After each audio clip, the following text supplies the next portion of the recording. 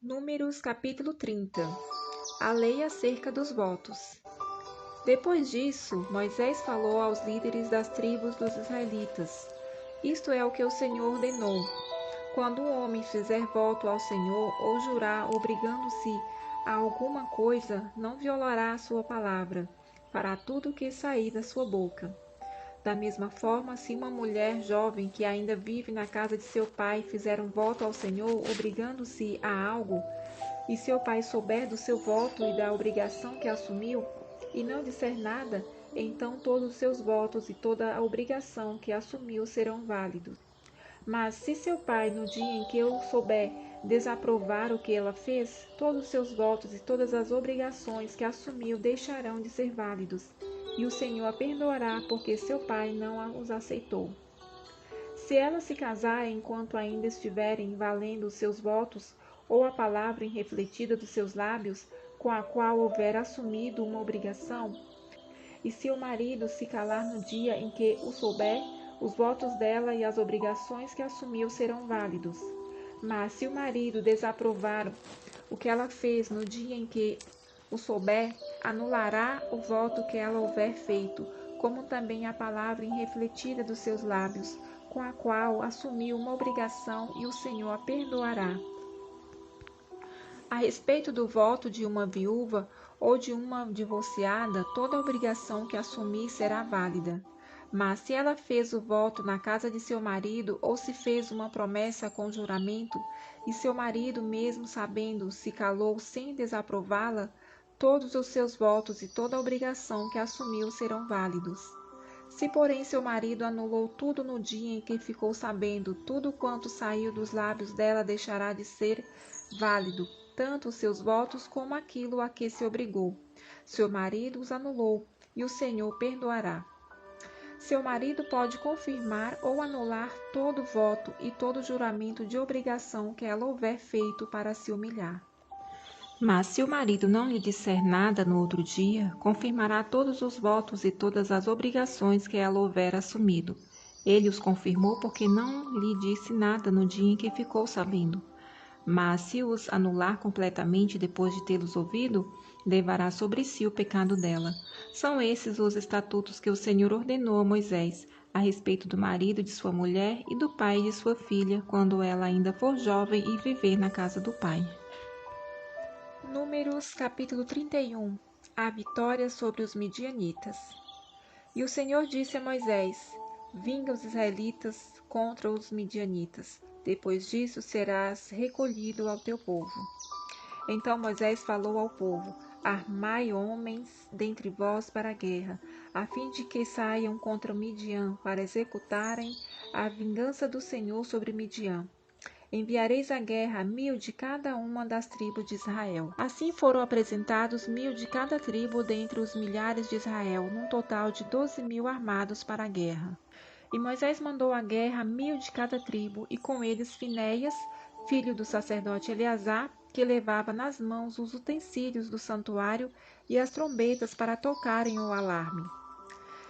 E guerrearam contra Midian, conforme o Senhor havia ordenado a Moisés, e mataram todos os homens. Com eles mataram também os reis de Midian, a saber, Eve, Requém, Zur, Ur, Reba, 5 reis de Midian. Também mataram ao fio da espada Balaão, filho de Beor. Os israelitas levaram prisioneiras as mulheres e as crianças dos midianitas e saquearam todo o gado e todos os rebanhos, enfim, todos os bens. Incendiaram todas as cidades em que habitavam e todos os acampamentos deles. Pegaram para si todo o despojo e toda a presa, tanto homens como animais, e levaram os cativos, a presa e o despojo a Moisés, ao sacerdote Eleazar e à comunidade dos israelitas no acampamento nas planícies de Moabe, junto ao Jordão, na altura de Jericó. A purificação dos soldados. Então Moisés, o sacerdote Eleazar e todos os líderes da comunidade saíram ao encontro deles fora do acampamento. E Moisés indignou-se contra os oficiais do exército, chefe dos milhares e chefe das centenas que vinham da guerra. E lhes disse: Deixastes viver todas as mulheres? Essas mulheres foram as que, por conselho de Balaão, fizeram que os israelitas pecassem contra o Senhor no caso de Peor, o que causou a praga na comunidade do Senhor. Agora matai todos os meninos entre as crianças e também todas as mulheres que conheceram um homem na intimidade, deitando-se com ele. Mas preservareis vivas para vós todas as meninas que não conheceram homem, deitando-se com ele.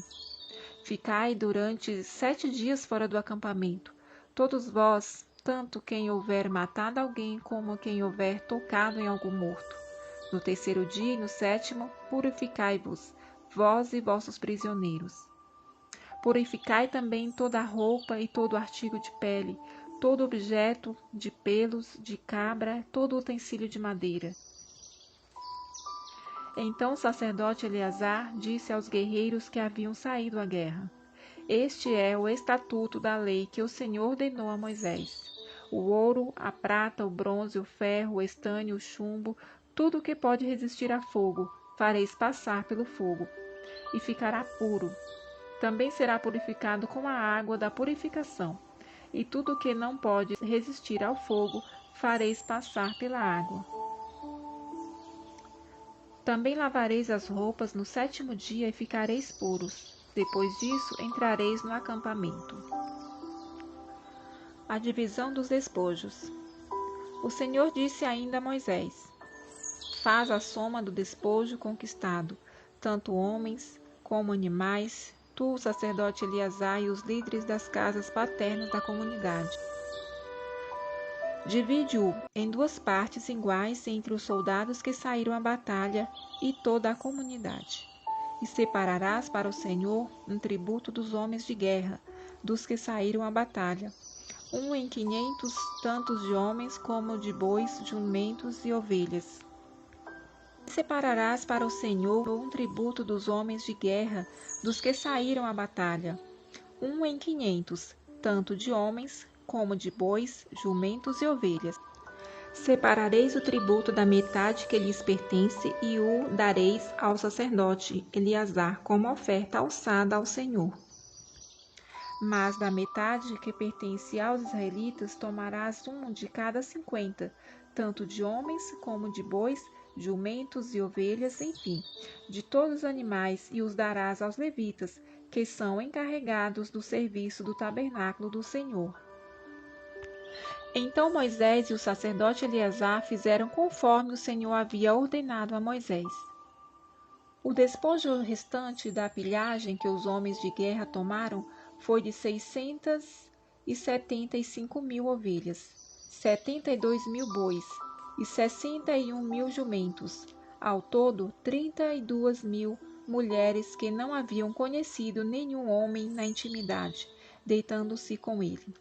Assim, a metade que era a porção dos que saíram à guerra foi de 337.500 ovelhas. E das ovelhas o tributo para o Senhor foi de 675.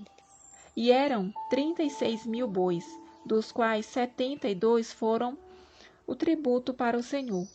E havia 30.500 jumentos, dos quais 61 foram o tributo para o Senhor. E das 16.000 pessoas, o tributo para o Senhor foi de 32 pessoas.